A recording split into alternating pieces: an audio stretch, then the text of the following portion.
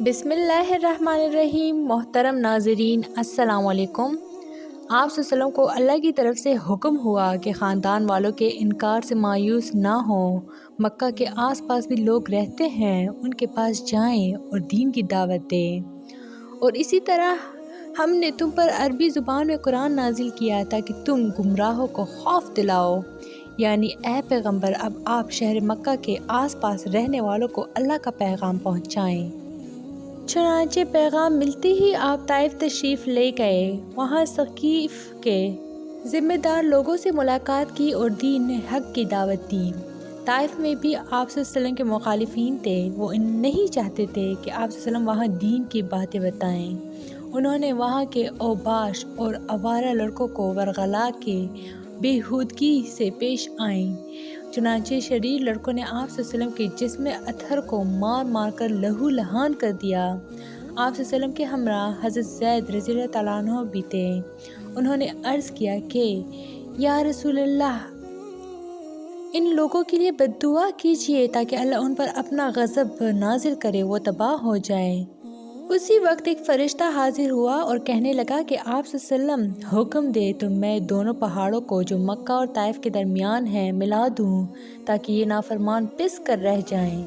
ये सुनकर आप सल्लल्लाहु ने फरमाया, मैं उन पर लानत करने के लिए नहीं, उन पर रहमत बना कर भेजा गया हूँ। गुमराह लोगों ने आप सल्लल्लाहु को सताया, लेकिन आप सल्लल्लाहु ने उनके लिए बद्दुआ नहीं की।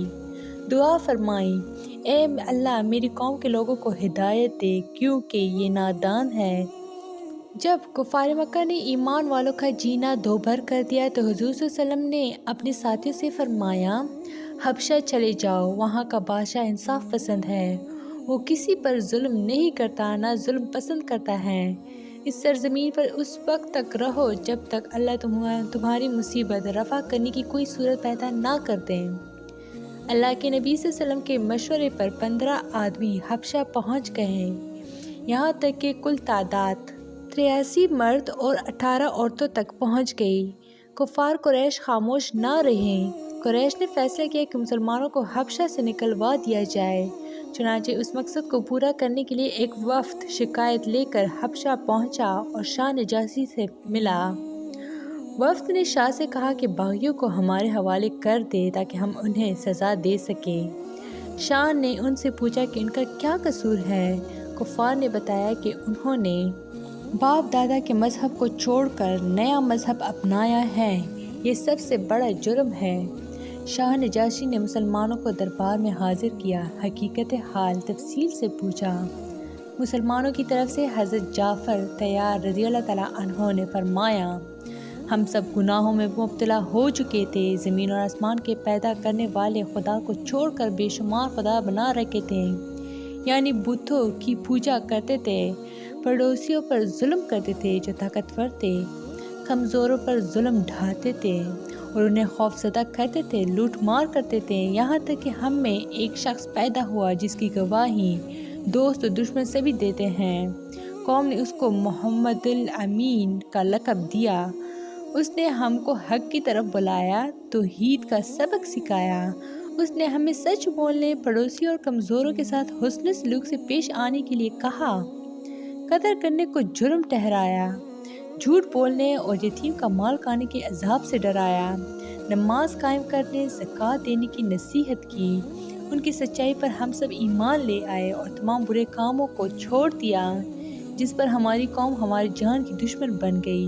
हमारी कौम चाहती है कि हम सीधे रास्ते पर ना चलें बल्कि बुराई की तरफ लौट आएं।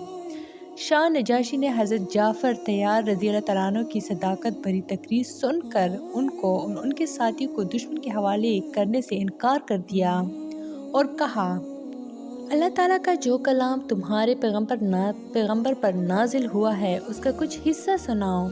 हज़रत जाफ़र तैयार रज़ियल्लाहु तआला अन्हु ने सूरह मरियम की चंद आयतें पढ़ीं जिनमें हज़रत ईसा अलैहिस्सलाम के पैदा होने और उनकी ज़िंदगी के वाक़यात का जिक्र है।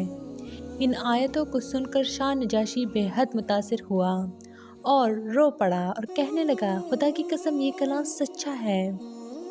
मुसलमानों में कुछ लोग तो हबशा हिजरत कर गए। रह जाने वालों में हज़रत अबू बकर सदीक़ रज़ियल्लाहु तआला अन्हु और हज़रत अली रज़ियल्लाहु तआला अन्हु थे। مسلمانوں کو پکڑ کر لانے کے لیے جو وفد حبشہ گیا تھا وہ ناکام واپس آ گیا۔ اس ناکامی پر قریش نے ایک ترکیب سوچی، کیوں نہ محمد ہی کا کام تمام کر دیا جائے، نہ وہ زندہ رہیں گے نہ ہمارے بتوں کے خلاف تبلیغ کر سکیں گے۔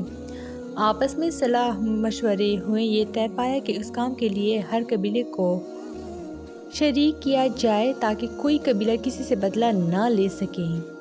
تو یہ تھی میری آج کی ویڈیو۔ مزید حضرت محمد صلی اللہ علیہ وسلم کے پارٹس کے لیے میرے چینل کو لائک، شیئر اور سبسکرائب ضرور کریں۔ Stay tuned for more. Thanks for watching.